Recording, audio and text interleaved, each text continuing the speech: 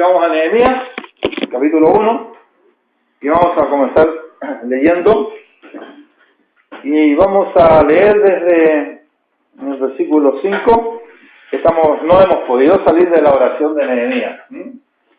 Bien, dice el versículo 5 del capítulo 1 de Nehemías. Verso 5, dice así. Y dije, en la oración, te ruego, oh Jehová de los ejércitos, Jehová Dios de los cielos, fuerte, grande, temible, que guardas el pacto, la misericordia, a los que te aman y guardan sus mandamientos. Esté ahora atento tu oído y abierto tus ojos para oír la oración de tu siervo, que hago ahora delante de ti, día y noche, por los hijos de Israel, tus siervos, y confieso los pecados de los hijos de Israel que hemos cometido contra ti. Sí, yo y la casa de mi padre hemos pecado. En extremo nos hemos corrompido contra ti y no hemos guardado los mandamientos, estatutos y preceptos que diste a Moisés tu siervo. Acuérdate ahora de la palabra que diste a Moisés tu siervo, diciendo, y esta es la parte que vamos a ver hoy día: si vosotros pecareis, yo os dispersaré por los pueblos, pero si os volvieseis a mí, aquí está la palabra arrepentimiento, si os volvieseis a mí y guardareis mis mandamientos y los pusierais por obra, aunque vuestra dispersión fuere hasta los extremos de los cielos, de allí os recogeré y os traeré al lugar que escogí para hacer habitar allí mi nombre. Ellos, dice Nehemías, pues son tus siervos y tu pueblo, los cuales redimiste con tu gran poder y con tu mano poderosa. Te ruego, oh Jehová, esté ahora atento tu oído a la oración de tu siervo y a la oración de tus siervos, quienes desean reverenciar tu nombre. Concede ahora buen éxito a tu siervo y dale gracia delante de aquel varón, porque yo servía de copero al rey. Muy bien, hemos visto, entre muchas cosas, ya, siempre bueno para los que no han seguido el hilo, ya, un resumen breve, ya. Nehemías era un hombre versado en la palabra de Dios y era un hombre de oración. Dijimos que era un hombre sensible, por decirlo en lenguaje nuevo testamentario, al Espíritu Santo. Él era sensible al pueblo de Dios, a la obra de Dios. Y era un hombre que se dolía cuando el pueblo de Dios estaba dolido. Y él recibió la noticia de que en Israel los que estaban en la cautividad y los que habían regresado estaban en grande afrenta, ¿ya? Y los muros de Jerusalén estaban derribados, sus enemigos entraban y salían, destruían, y estaban en gran afrenta y las puertas de la ciudad estaban quemadas a fuego. Y Nehemías ora, y ora, y ora, y ora, y ora. Y estuvo orando por 4 meses. Estuvo orando 120 días de día y de noche, pidiéndole a Dios por la situación. Cuando nosotros oramos intensamente a Dios, Dios nos puede ayudar como le ayudó a Nehemías. Porque cuando Nehemías oraba, él pudo entender cuál era el problema que había. Él pudo comprender a través de esta oración el grandísimo e ilimitado poder de Dios. Y él pudo además ver la solución. Y esto es lo que hace una oración intensa a Dios. Nos ayuda a ver claramente la situación que está pasando. Nos ayuda a confiar en ese Dios todopoderoso. y nos da la solución, cómo solucionar el problema. Nehemías oró y Dios hizo con lo que hace con todos los hombres y mujeres sensibles que oran a Dios. Le dijo, tú eres la solución del problema. Y Dios puso en su corazón orar al rey. Y por eso hace esta oración. ¿Ya? Y le pide a Dios que le dé favor delante de los ojos de aquel varón que es el rey, para que el rey lo mande a Jerusalén. Y él pasó a ser de copero del rey, que ya era un gran puesto de mucha confianza del rey, a ser el gobernador de Judea, el que reconstruyó los muros de Jerusalén y fue, por decirlo así, el reformador del pueblo de Israel en aquel tiempo. Aquí vemos que él está haciendo una oración y nos hemos detenido un poco a ver la oración de Nehemías porque creemos que esta es una oración eficaz y es una oración que Dios contesta. ¿Por qué Dios contestó la oración de Nehemías? Porque como hemos visto fue una oración constante, de día y de noche. En segundo lugar, Dios contestó la oración de Nehemías porque fue una oración reverente. Nehemías proclama el nombre de Dios. A Dios le encanta que nosotros le digamos a Él lo que nosotros creemos que Él es. Y cuando oramos, debemos de proclamar su nombre. Debemos de proclamar sus atributos. Él dice grande, poderoso, temible. Y sus hechos, que guardas el pacto y la misericordia a los que te aman y guardan tus mandamientos. Y cuando nosotros oramos así, como nos enseñó el Señor Jesucristo, cuando nos enseñó a orar, nos enseñó que debíamos dirigirnos a Dios ya con una nueva revelación, porque Cristo trajo una nueva revelación y nos reveló que Dios es nuestro Padre. Y nosotros oramos con esa fervor a Dios, Padre nuestro que estás en los cielos, santificado sea tu nombre, vénganos tu reino, hágase tu voluntad como los cielos también en la tierra. Y de 3 peticiones que se hacen en la oración, hay 4 cosas que son para alabar el nombre de Dios. Por eso esta oración de Nehemías fue una oración eficaz, porque proclamó el nombre de Dios, proclamó los atributos de Dios y proclamó los hechos de Dios. Pero vemos en segundo lugar que fue una oración de confesión. Nehemías confesó sus pecados y confesó los pecados del pueblo.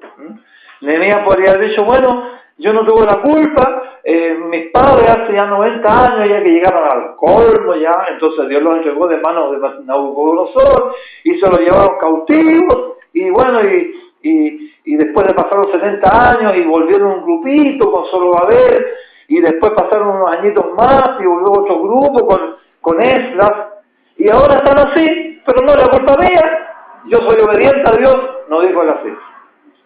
Él se identificó como el Señor Jesucristo nos enseñó a orar, ¿cómo? Perdónanos, no perdóname mi pecado, perdónanos nuestros pecados. Así como nosotros perdonamos a los que han pecado contra nosotros o a nuestros deudores. Entonces, la oración de Nehemías fue una oración de un hombre de Dios. Él no se escudó ni se justificó. Él confesó su pecado, confesó el pecado de la casa de su padre y confesó el pecado de su pueblo. Y el Señor Jesucristo nos ha enseñado que cuando oremos, deberíamos orar todos los días por nuestros pecados, pero no en una forma egocentrista, sino que además de orar por mis pecados, yo debo orar por los pecados de mi familia. Los esposos deben orar por los pecados de las esposas. Las esposas deben orar por sus santos esposos. Porque somos todos pecadores. Y en vez de criticarlo y ayudar a la situación, esa oración nos ayuda a ponernos delante de Dios para que Dios conceda un arrepentimiento y un cambio de vida. Debemos orar por nuestros hijos pecan, se alejan de Dios muchas veces. Y debemos mantenernos como sacerdotes orando por ellos. Perdona nuestros pecados. Debemos orar por los hermanos de la iglesia. Debemos orar por nuestros enemigos.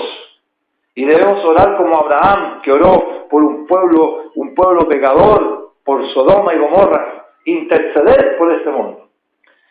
Pero, tristemente, el confesar los pecados no es suficiente para Dios. Tenemos un ejemplo bíblico, tenemos el caso de Judas.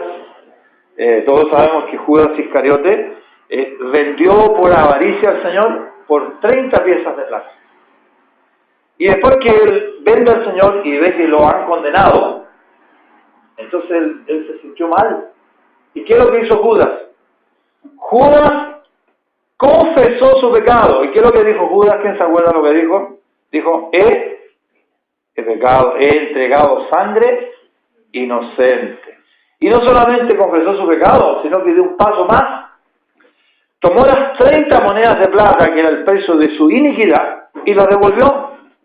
Alguien diría, pero qué bonito, confesó sus pecados y ahora no está haciendo y dejó de hacer su pecado, ¿ya? Pero eso no es suficiente para Dios. La confesión de pecado va íntimamente ligada con el arrepentimiento. Judas, él confesó, pero no había un arrepentimiento verdadero. Su arrepentimiento era un arrepentimiento quizás temporal, porque él no se arrepintió en una forma verdadera. ¿Qué fue el problema que tuvo Judas? Judas fue que él, confesó su pecado, dejó su pecado que había hecho a un lado, lo entregó el dinero, pero ¿qué le faltó? No se volvió al Señor. Y un verdadero arrepentimiento es cuando nos volvemos al Señor. Por eso que este mundo está lleno de personas religiosas, viven en las iglesias, pero no son pecadores arrepentidos. Este es el secreto por lo cual una iglesia donde se predica son iglesias chiquititas.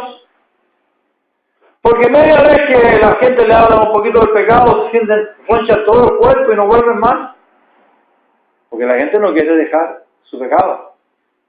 La gente quiere tener a Dios y quiere seguir pecando.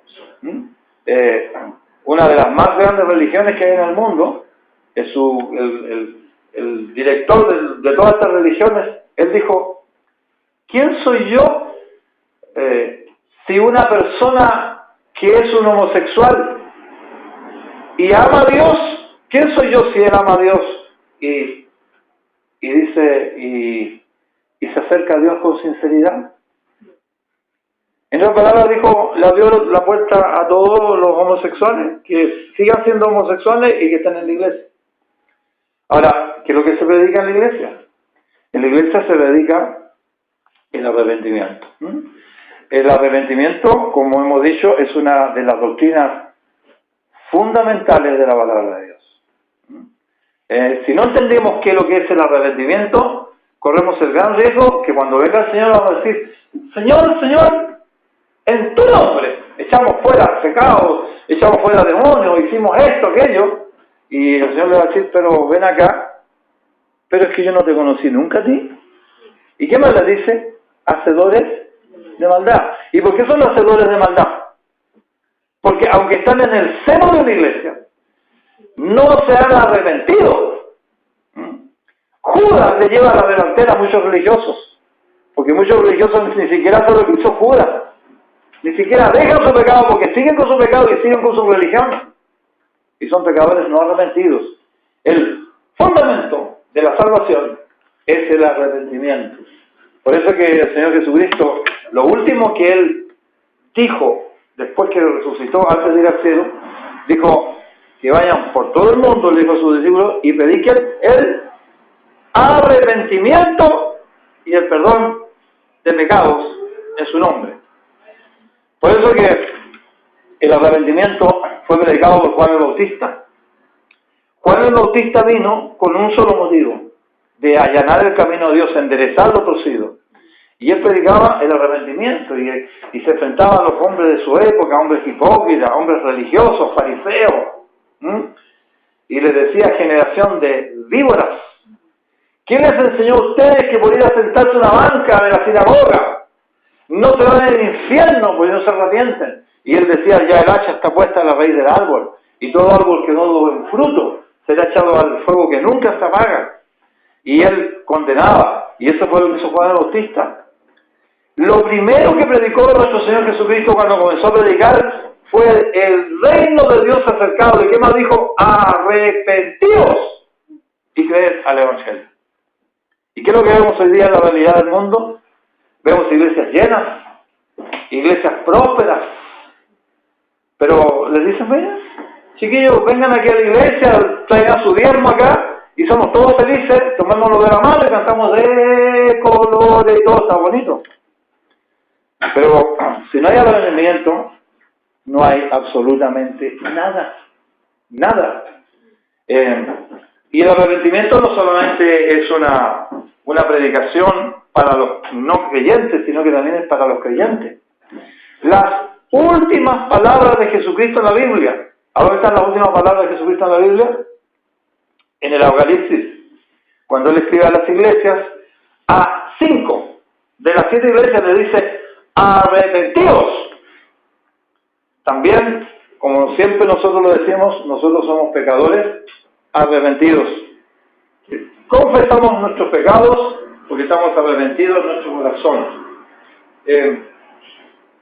Estuvimos viendo un poquitito la última vez acerca de el arrepentimiento y dijimos que el arrepentimiento era condicional. Dios pide sus condiciones. Aquí hay una polémica entre aquellos que dicen que para salvarse no hay que hacer nada. Yo no estoy tan de acuerdo. Primeramente, Jesucristo hizo algo. Murió por nosotros en la cruz. Y Dios nos manda que nos arrepintamos. Dice el capítulo 17 del libro de los Hechos, que Dios, habiendo olvidado en su paciencia los pecados pasados, dice que ahora Dios manda a todos los hombres a qué.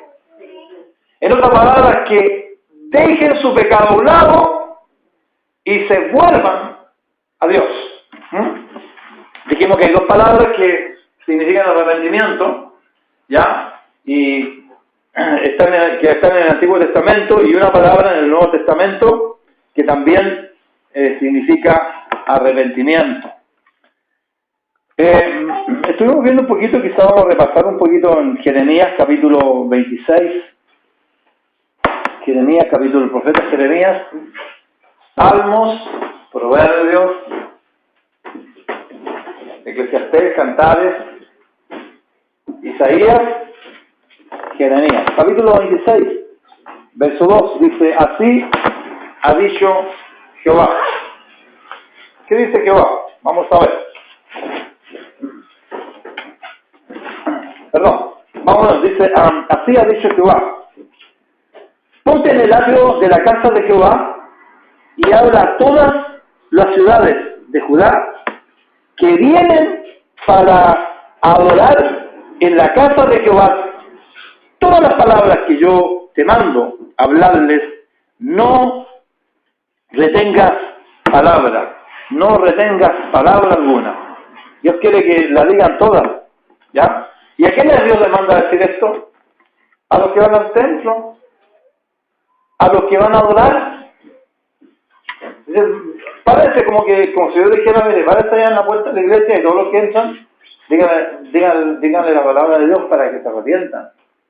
Y dice el versículo 3, dice, quizás dice, oigan, y se vuelva cada uno de su mal camino, y me arrepentiré yo del mal que pienso hacerles, y la maldad de sus obras. ¿Qué es lo que está diciendo Dios aquí? Bueno, Dios está diciendo acá que las personas oigan, y más que ir a adorar a una iglesia, más que ir a alabar, a cantar, a escuchar la Biblia, tienen que escuchar para que Dios produzca en ellos un arrepentimiento. ¿Ya? Y que dice que se vuelva cada uno de su mal camino y dice, yo me arrepentiré del mal que yo pienso hacerlo. Muchas cosas se dicen de Dios, por ejemplo, cuando hay un terremoto, dicen, oiga, ¿Dios será que está castigando a esa gente? Y entonces los gobiernos dicen, no, ¿cómo va a ser así? Bueno, la Biblia dice que cuando el hombre insiste en pecar, el hombre no se arrepiente, aunque esté adorando, entre comillas, dentro de la iglesia, y tiene su pecado favorito, no quiere que Dios se meta dentro de su vida para cambiarlo, esa persona, Dios lo va a castigar.